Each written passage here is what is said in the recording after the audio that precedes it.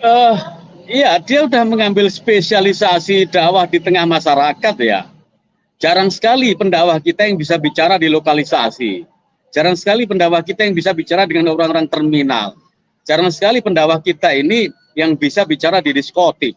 Dulu ada seorang waliullah atau diwalikan, dan memang waliullah di pesantren besar, namanya Gusmi. Dia mengambil spesialis dakwahnya itu di diskotik-diskotik di semua Surabaya. Jadi tidak ada satupun diskotik di Surabaya yang tidak pernah diinjak oleh Gusmi dari pesantren Ploso. Ini Pak D-nya Gus Kausar Ploso. Gusmi ini kalau nggak salah.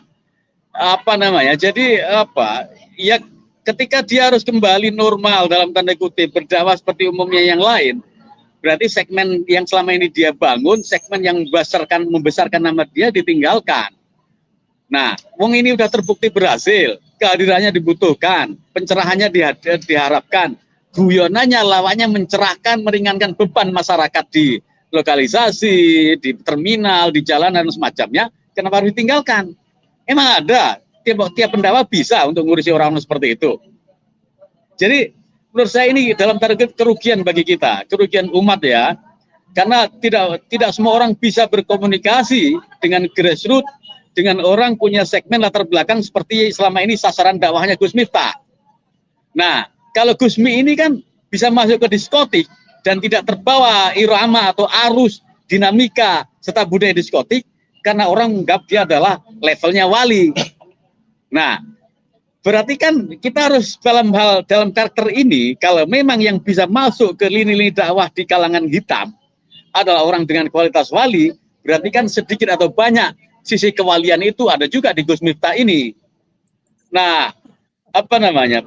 Walaupun mungkin dia sangat terganggu ya ketika ada sebagian tokoh yang mengolok-olok bahwa Miftah itu nggak bisa ngaji, Miftah itu bukan Gus, Miftah itu apa namanya tidak bisa baca kitab dan semacamnya. Ini kan apa namanya? Keakuan atau egoisme atau kalau menurut saya keangkuhan tersendiri ya, bahwa Islam itu atau bahwa dakwah itu tidak harus dihadirkan oleh mereka yang memang sangat piawai menguasai secara akademik semua ajaran atau semua pemikiran Islam. Kalau memang bicara soal ukurannya akademik atau muatan teoritik atau penguasaan tek-tek dasar fundamental Quran, itu menurut saya letaknya di kampus, bukan di masyarakat. Kalau masyarakat dididik dengan cara kampus, ya lari semua.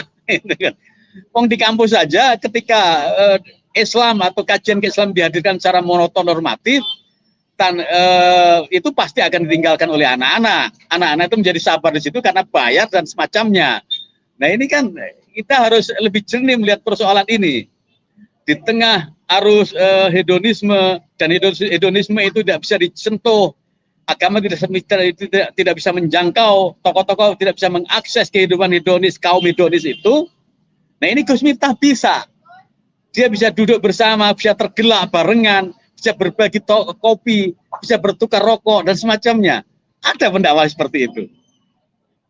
Nah, ini luar biasa ini. Ya. Bahwa dia di satu sisi memang penguasaan keislamannya menurut orang-orang pesantren asli, pesantren besar, para gus-gus seperti di kawasan Pantura Jawa itu adalah dia tidak menguasai. Memang Sunan Kalijogo itu fuqaha.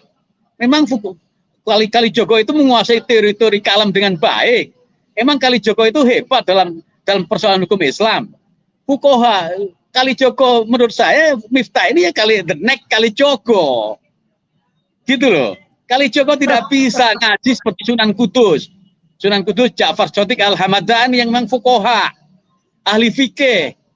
Dari kecil belajar agama dari gurunya mulai kitab-kitab itu. Lah Sunan Kalijogo kan preman. Sama Miftah ini juga hidupnya di jalanan, dia pesilat. Dia pesilat, kemudian di tengah-tengah itu dia juga belajar di pesantren namanya pesantren Dipokerti Coper Jetis Ponorogo.